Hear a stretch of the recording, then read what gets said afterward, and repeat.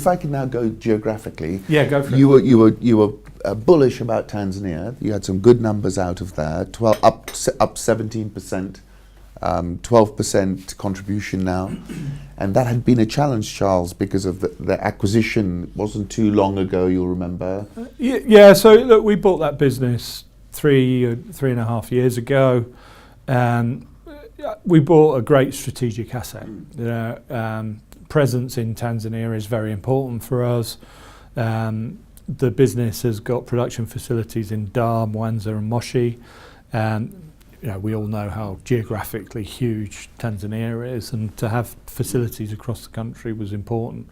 And it had some good brand presence, including Serengeti Lager and Guinness and Tusker. Outside of that, though, the business was well below the standards that we operate to within EABL and within the bigger kind of Diageo company. So when we bought it, we embarked on a program to upgrade that business. So upgrade the breweries, upgrade the liquid delivery, upgrade the route to market, upgrade the marketing and other commercial activities, upgrade the compliance and standards. And we haven't finished that work yet. But whilst we were doing that work, we had to make some hard decisions about which areas to be doing business in and which not, and what have you.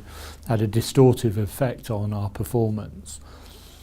I was delighted with the first half performance. I thought that the Tanzania business is showing signs of responding really well to that work that has been done. And when you're doing work like that, sometimes you think, is there going to be a payback? And what I was communicating this morning was we're starting to see the payback. Yes. So we've seen 17% revenue growth. We don't disclose a profit number, but we're solidly in profit. Made 6 months of continuous profit, more actually, and from a position where we had a great asset, but it wasn't performing for us. We've now got a great asset which is starting to perform. No, well done. Thank you. And then if I can just finally go to Uganda, where I noticed Uganda Warigi. Do you want to tell us what this Uganda Warigi is? Because it's like so over 30% year-on-year gain. Yeah, so I think the pronunciation is Waraji, but I might be wrong. Waraji. Uganda Waraji, I suppose, is a little bit like Kenya Cane in Kenya. It's a long-established kind of local heritage brand that nationals of the country are very proud of. And Uganda Waraji is a much-loved brand in Uganda, and the diaspora actually ask for it around the world. You're exporting to the diaspora for your products? Yeah, a little bit. I think there's more that we could do. I think there's a lot there, isn't there? Yeah, there's more that we could do. So Uganda Waraji is what we would term one of our premium core brands. Yes. And as we've talked about in the past, we're clear that working on 6 areas, including premium core brands, will be fundamental to the success of EABL. So we've been working on Uganda Waraji, we've been working on the formats, we've been working on the marketing support for it, we're doing some work on the packaging as well, and the brand has been responding very well. So I was pleased with the performance of Uganda Waraji. I think there's still more work that we can do. We're looking at a new bottle, which will be significant investment, but I think it would be worthwhile to differentiate from other brands in the market. Outside of Uganda Waraji, though, in our UBL business, it was a strong performer.